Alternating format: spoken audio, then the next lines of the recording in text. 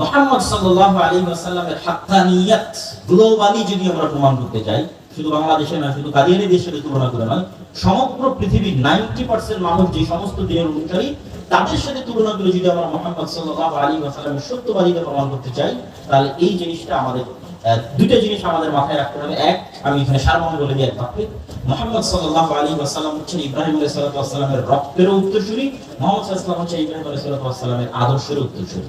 আল্লাহু আকবার। মুহাম্মদ সাল্লাল্লাহু আলাইহি ওয়াসাল্লাম ইব্রাহিম আলাইহিস সালাতু ওয়াস সালামের খাঁটি রক্তের উত্তরসূরি এবং ইব্রাহিম আলাইহিস সালাতু ওয়াস সালামের খাঁটি আদর্শের উত্তরসূরি। এজন্য দেখবেন কোরআন বারবার ইহুদি এবং খ্রিস্টানদের সাথে চ্যালেঞ্জ দিচ্ছে যে তোমরা মিল্লাত ইব্রাহিমের অনুসারী নও। মা কানা ইহুদিয়ান ওয়ালা নাসরানিয়ান। ইব্রাহিম আলাইহিস সালাতু ওয়াস সালাম ইহুদিও ছিল না, নাসারাও ছিল না, সে তো ছিল তাওহীদপন্থী মুসলিম। তোমরা তার আদর্শের অনুসারী নও। তোমরা ইব্রাহিমের সাথে রিজেক্ট দিতে হবে তোমাদের আদর্শ, তোমরা সত্যের ভাগীদার কিনা। কেন তোমরাও ইব্রাহিমকে সম্মান করো, আজও সম্মান করে। আজও যদি আপনি ইসরায়েলের রাস্তাঘাটে চলাফেরা করেন তাহলে দেখবেন যে তাদের নলেজের অভাবের কারণে তারা জানে না যে মক্কার কাবা ইব্রাহিম আলাইহিস সালাম তৈরি করেছে। অনেকেই জানে না। কিন্তু এটাই যদি আপনি জানাতে পারেন, মানুষকে জানাতে পারেন যে কাবা ইব্রাহিম আলাইহিস সালামের তৈরি, এটাই অনেক কিছু চেঞ্জ করে দিতে পারে পৃথিবীতে। অসংখ্য ইহুদিরা জানেন, অসংখ্য খ্রিস্টানরা জানেন, কিন্তু তারা ইব্রাহিম আলাইহিস সালামকে ভালোবাসে। কিন্তু ইব্রাহিম আলাইহিস সালাম নিজে তৈরি করেছেন কাবা, সেটা তারা জানে।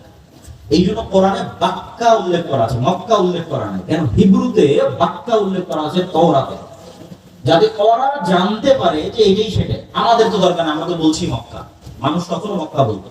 কিন্তু বেশি মক্কা প্রচলিত থাকার পরেও আল্লাহ কোরআনে বলেছেন বাক্কা।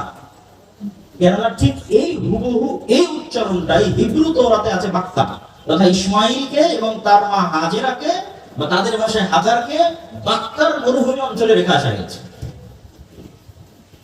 তাহলে বর্তমান তাওরাত এবং ইনজিলে ওয়াদাকৃত বিশাল জাতি হবে, ইসহাক আলাইহিস সালামের অনুসারী বিশাল জাতি বনি ইসরাঈল তো আছে। ইসমাঈল বাক্কায় যে অবস্থান করত, বসবাস করত, তার অনুসারী বিশাল জাতি গোষ্ঠী কোথায়? তো সবচেয়ে মজার বিষয় হচ্ছে গোলাম আহমদ কাদিয়ানী সহ এখন পর্যন্ত ইসমাঈল আলাইহিস সালামের বংশে কেউই নবী দাবি করেনি মুহাম্মদ সাল্লাল্লাহু আলাইহি ওয়াসাল্লাম ছাড়া। বলেন আল্লাহু আকবার।